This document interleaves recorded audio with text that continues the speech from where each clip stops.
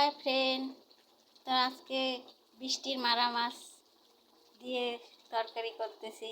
আলু সয়াবিন আর বৃষ্টিতে ধরা মাছ আমার কর্তা মশাই নিয়ে আসছে। তো এইটা দিয়ে আজকে সবজিটা হয়ে গেল।